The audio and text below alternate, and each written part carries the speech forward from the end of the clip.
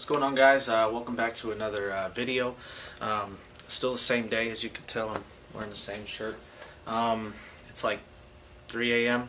now, and I got the 317 heads on the bench, and we're going to go ahead and do a little valve job.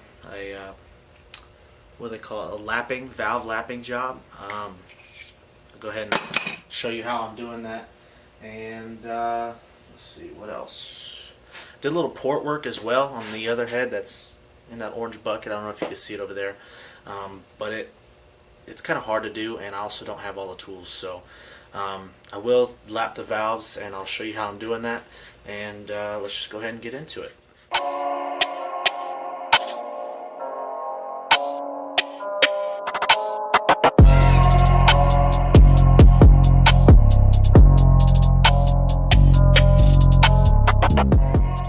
Alright guys, so here is a, these are both going to be exhaust valves out of this head.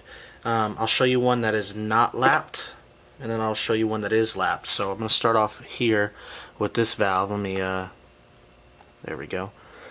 So this one, it's actually still dirty. Let me go ahead and clean this off real quick. This valve is not lapped at all. As you can see, it's got like this little dark edge right here, versus the lapped valve, which has a nice shimmering, come on camera. So these are the difference. The this one right here on the left is going to be lapped, and this one here on the right is a unlapped valve. So basically what the lapping does is it puts this nice rim in between the head and the valve itself, where the piece is shiny. So you can go to your local auto parts store and pick up this stuff right here, which is that's upside down, valve lapping compound. Comes by Permatex, which is a pretty good company. You can also buy these little dowels as well. But basically what you do is you stick the dowel to the valve, and you do a little like a campfire twisting motion. So I'm going to go ahead and show you that right now. These two right here are done. Of course you can't see it. These two right here are done. These two here are done as well. So I'm going to do these other four on these two cylinders. So we're going to go ahead and go for it. Anywho, so basically what you're going to do is you're going to take this valve lapping tool. You can get it at AutoZone, Advanced Auto Parts, O'Reilly's, whatever boats your float. And you're going to take your valve. You're going to take the suction cup part. I've got two different sizes, so I'm going to take the bigger end on the bigger valve, and basically you just push it on there, and it's good. I'm not going to say it won't go anywhere, because I've had a couple valves fly all over the place here. It's where it's got a suction cup. And you're going to stick it better than that. What the fuck? So what you're going to do is you're also going to take your valve lapping compound from Permatex, and you're going to give it a decent dabbing. Oh, you can't even see that. Not too much, not too little. There is no like specific way that you are going to do that, because the minute you stick it down there and you start spinning, it's all going to disperse equally. You're also going to want to put oil on this shaft here. You don't want that going into the valve guide. Yeah, you can't put it in the valve guide dry, or else it'll mess some things up. So I'm going to go ahead and lubricate this little thing real quick. There we go. Alright, I got a little bit of oil on there. Nothing crazy. Go ahead and do this one, because I just did the exhaust valve, so we're going to go ahead and do the intake valve.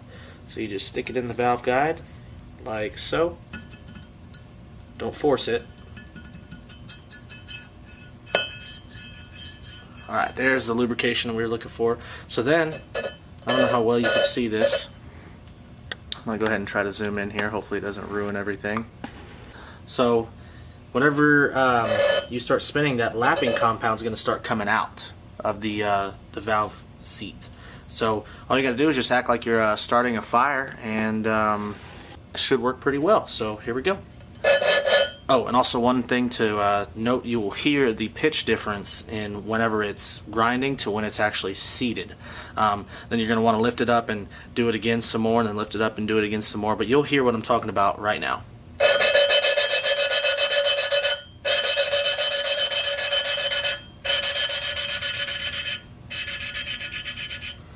I've been picking mine up about 5 times and redoing it about 5 times, so as soon as you pick it up and start over again, you're going to hear that grinding noise until it goes all the way back down, until it's seated all the way.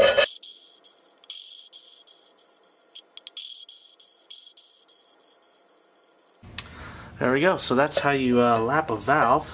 I'm going to go ahead and pull this out now. And you can take the suction cup off. Set that right there. And now what you're going to want to do, which is very, very important, you want to make sure you clean off all this valve grinding compound. You do not want this stuff in your engine. It is very abrasive. So we're going to go ahead and clean it up right now. Make sure you clean it off the seat and everything. Alright, well, I don't know how well you could see that at all, but it's got that little shine on the edge of it. We're going to set that to the side. And we're also going to go ahead and clean up the seat here. Make sure it's all good to go. Looks a whole lot better than it used to, that's for sure. I traded the 241 heads that I had sitting over there for these, and the guy already had them all disassembled and everything. All the components came in this little baggie here, so got some work to do. I'd like to have everything all, the heads pretty much all built by tonight. That way tomorrow when the stuff comes back from the machine shop, it'll be all ready and set to just kind of bolt everything up and go for it. So now that this valve is mated to this valve seat right here, you're going to make sure that either you can mark it, put tape around it, do something. I have them over there in order from here all the way over, so I'm just going to go put this up real quick and I'll be back. What's going on, guys? I'm going to go ahead and disassemble this 5.3 head, get all the good stuff out of it. Springs, clips, retainers, keepers, all of that jazz.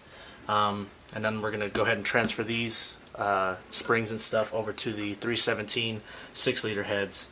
Unfortunately, you do need a special tool for this. It is right here. You can get it on Amazon for a couple bucks. It is a piece of garbage, but it gets the job done. So basically you got these two bolts right here. They're going to bolt in these pieces right here, which are the rocker arm bolts that move the springs. So I'm going to go ahead and start on this one here. Pretty self-explanatory. All you got to do is just set it all up like so. Tighten these bad boys down like that. Then you got this piece right here. Whenever you tighten this nut, it basically forces the springs down, and that way you can get the retainers and all that other stuff out. So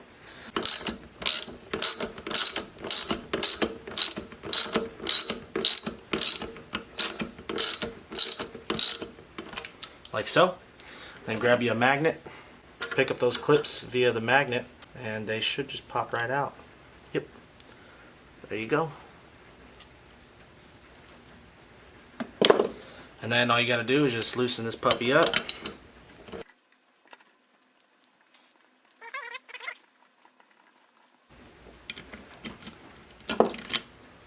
There's your spring.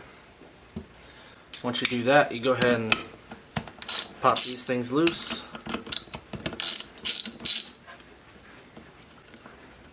And go on to the next one. Alright guys, here's a better camera angle here. Basically what you do is you're going to snug these things down like so, and like so, and then just tighten this thing, and actually don't even need this at the moment. There we go. And then once you tighten it down, if you watch right here, you'll see the valve start to protrude past the spring, and as it's going right now, the valve is not coming out. So this is perfect time to show you exactly what the hammer does. All you gotta do is just hit it a couple times,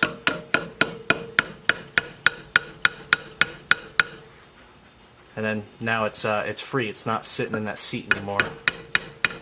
Neither is the other one. So then whenever you go down even further, now the valve sticks out and the spring goes down, which is exactly what we wanted. So then you take your magnet. Alright, so there's one keeper. Goes in the pile over there. And actually the valve should be sticking out a little bit more, but it's actually going down underneath the head like that. And then there's the other one. So I'm going to go ahead and grab these bad boys real quick. So there's all your keepers there. And now your valves are actually free to leave the head. So I'm going to go ahead and pull those out later, but I'm going to finish all these up first.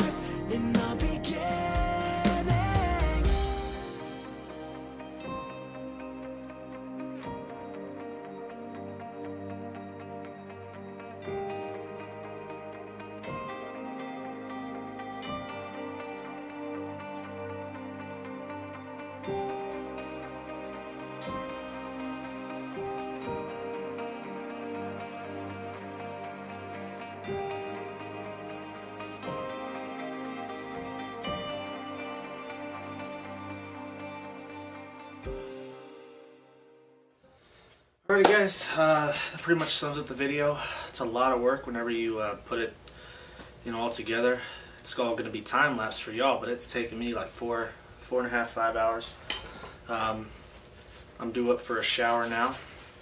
But yeah, rotating assembly comes back from the machine shop tomorrow, and then we'll start putting everything together, hopefully. Called the machine shop earlier today and I was like, hey, is it all ready yet? And they're like, oh, well, it should be ready by tomorrow at 1:30 p.m. So hopefully it's finished and I can go pick it up and we can get this ball rolling. Goal is to have it in the car. It's Friday morning at 4 a.m., 4:10. Goal is to have it in the car by Saturday around 5 p.m. So hopefully 24 hours from now, the engine will be built, and then go to sleep and wake up, and then hopefully have it in the car, do a little break-in, and go from there. But anyway, thanks for watching, guys. I really appreciate it. You'll have a great rest of your day, and we'll see you next time.